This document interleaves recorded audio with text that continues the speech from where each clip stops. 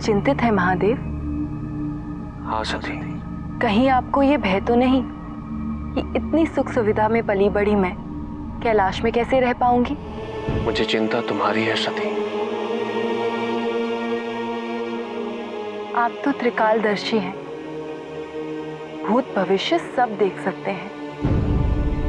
यदि इतनी चिंता थी तो मिलन में आने वाले पूर्व निर्धारित बाधाओं के निवारण हेतु कुछ किया क्यों नहीं? अच्छा बताइए, विवाह उपरांत मेरा भविष्य कैसा है?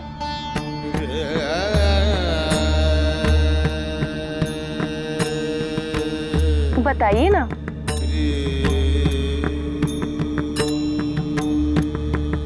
सती,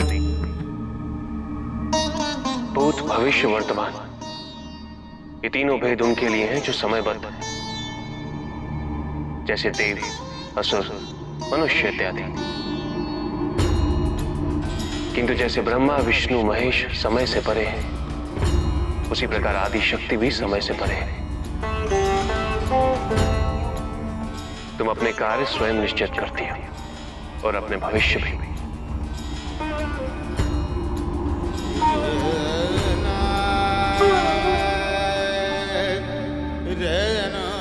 मुझे तो आदि शक्ति होने का स्मरण भी नहीं। मैं तो उसके मनुष्य रूपी अवतार में समयबद्ध ही हूं। इसी कारण आपको मेरा भविष्य निश्चित ही ज्ञात होगा, किंतु आप उसे मुझसे गोपनीय रखने का प्रयास कर रहे हैं। क्यों महादेव? सती, पति पत्नी का भविष्य आपसी सहमति और विश्वास पर टिका होता है।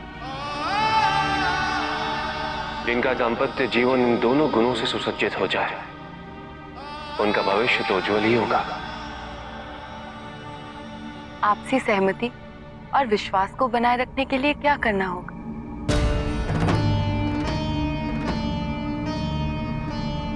दो सरल मार्ग हैं, वचन देना और उस वचन का पालन करना। किंतु पिताजी ने तो सुखी दाम्पत्य के लिए सप्तपदी अर्थात 7 वचन निर्धारित किए हैं। तुम्हारे और मेरे सुखी दाम्पत्य के लिए केवल 3 वचन अनिवार्य हैं सती। और वो वचन क्या है?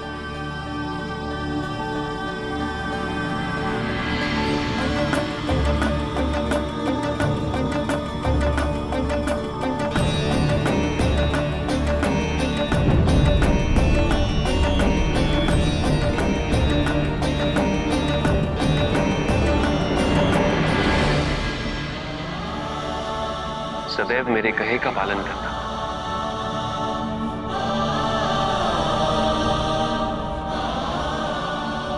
मुझसे असत्य न कहना,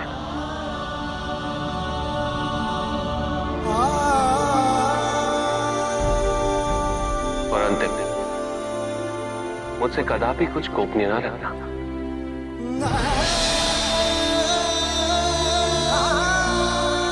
किंतु असत्य ना कहने और कुछ गोपनीय रखने में क्या अंतर है?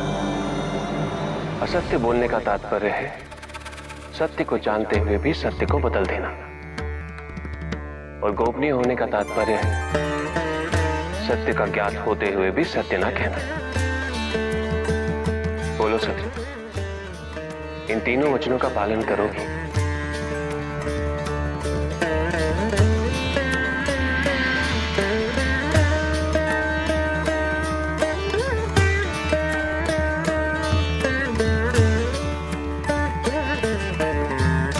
मैं आपको वचन देती हूँ कि मैं कभी आपसे असत्य नहीं कहूंगी, आपसे कभी कुछ गोपनीय नहीं रखूंगी।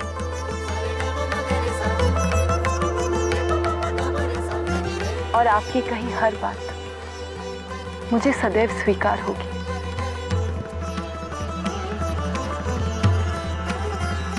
आज के पश्चात इन 3 वचनों का पालन करना मेरा धर्म होगा, और मैं प्रण लेती हूँ जिस भी दिन मैं अपने धर्म का पालन करने में असमर्थ रही, वो मेरे जीवन का अंत है।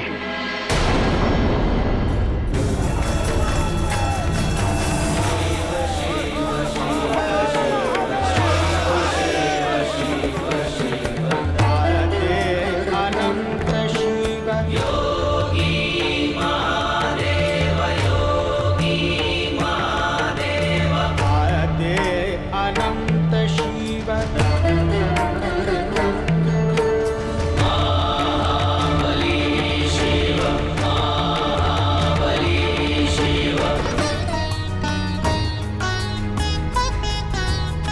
जब आपने मेरे पाप पुण्य में परिवर्तित कर इस अथर्व ऋषि रूपी शरीर में जन्म पाने का वरदान दिया था, तो साथ ही एक दायित्व भी सौंपा था। मैंने अपने जीवन का प्रत्येक क्षण उस दायित्व के निर्वाह हेतु समर्पित कर दिया। सफल हुआ या नहीं, इसका निर्णय आप ही कीजिए।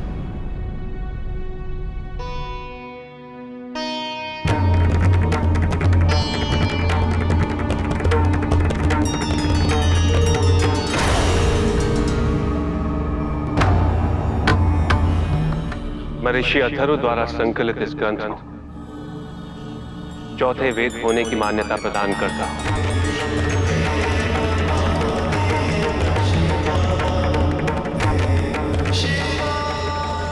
जो आज से अथर्व वेद के नाम से जाना जाएगा।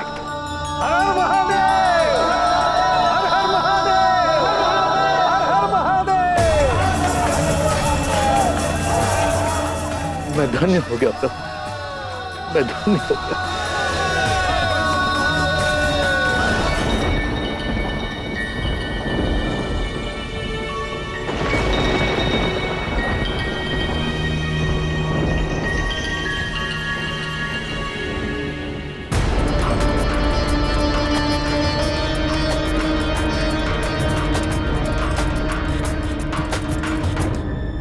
किसी कृति को वेद का स्थान देने में इतनी शीघ्रता उचित नहीं।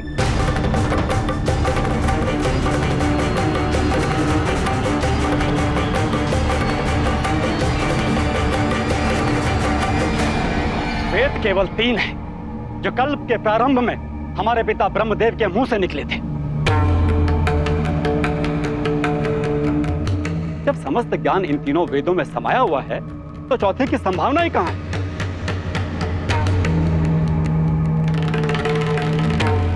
और आपको यह अधिकार किसने दे दिया कि किसी और की कृति को वेद का स्थान दे?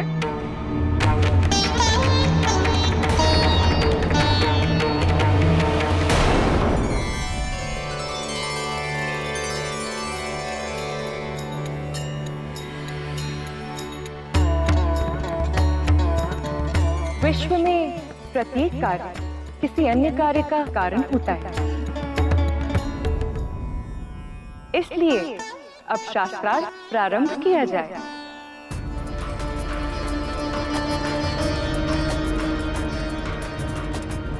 हे महादेव, किसी ग्रंथ को वेद की संज्ञा प्रदान करने का दुस्साहस करने से पहले आपको यह सिद्ध करना होगा कि आपको महिमामय वेद त्रयी का ज्ञान है।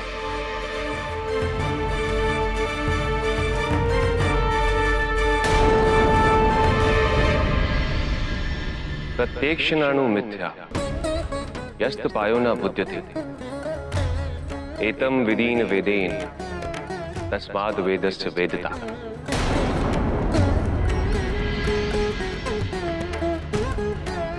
अर्थात जो कुछ प्रत्यक्ष ज्ञान द्वारा या अनुमान द्वारा या किसी भी और तरीके से नहीं जाना जा सकता, उसे भी सहजता से वेद द्वारा जाना जा सकता है।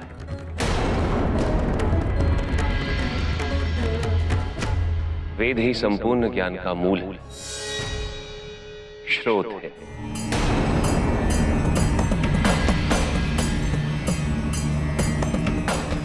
वेद शास्त्रार्थ तत्वज्ञो यत्र तत्राश्रमे वसत् इहेव लोके तिष्ठन् ब्रह्म भयाय कल्पते।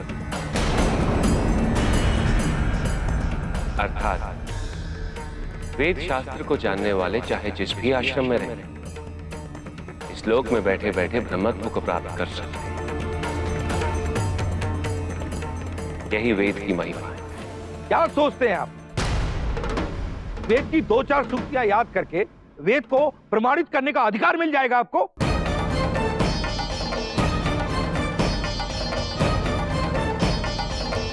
हम इससे प्रभावित नहीं हुए हैं। आपको हमारे प्रश्नों का उत्तर देना होगा। क्या आपको ज्ञात नहीं कि ब्रह्मा के मुख से निकली हुई देववाणी को ही वेद की संज्ञा दी जा सकती है? ब्रह्मा के कितने मुख? 4 मुख। यदि मुख 4 है तो वेद 3 कैसे हो सकते?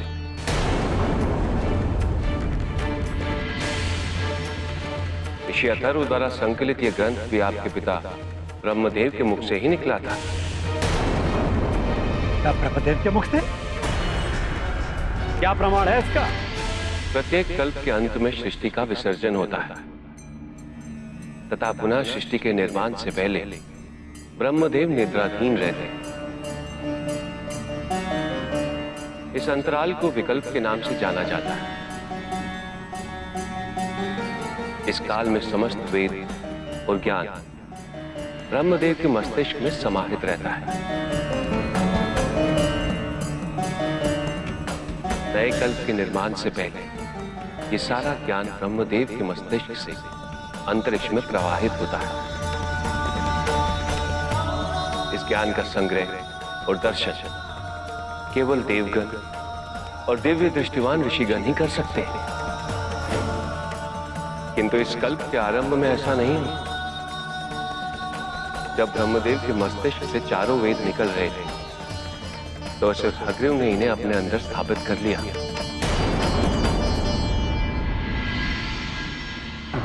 देवताओं ने असुर हग्रीव से युद्ध कर सामवेद, यजुर्वेद, ऋग्वेद को पुनः प्राप्त कर लिया। किंतु युद्ध में आहत हो चुका हग्रीव भागकर मेरी शरण में आ गया।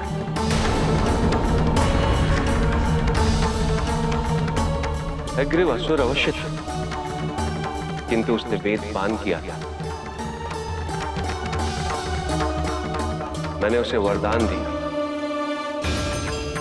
कि वेदों को अपने अंदर धारण कर लेने के पुण्य से उसका जन्म मंत्र दृष्टा ऋषि अथर्व के रूप में होगा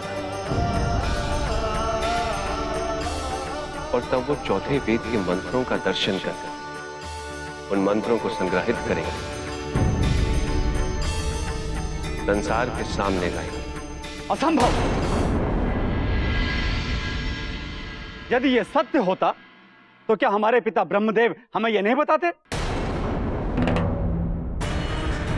हम अभी अपने पिता ब्रह्मा को यहां बुलाते हैं।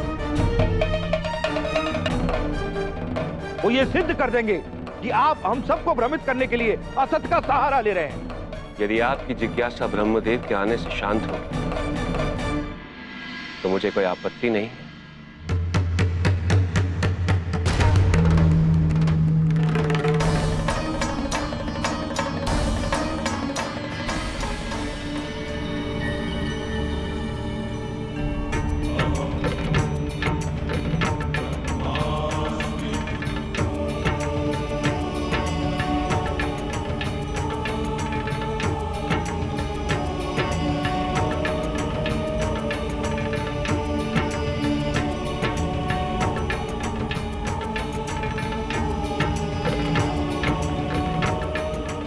शिव पर असत्य वचन का आरोप लगा महापाप मत करो।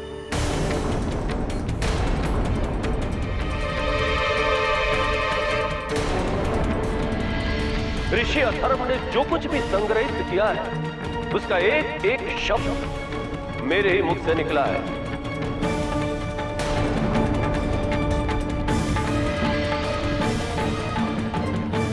निसंदेह से चौथे वेद के रूप में स्वीकार करो।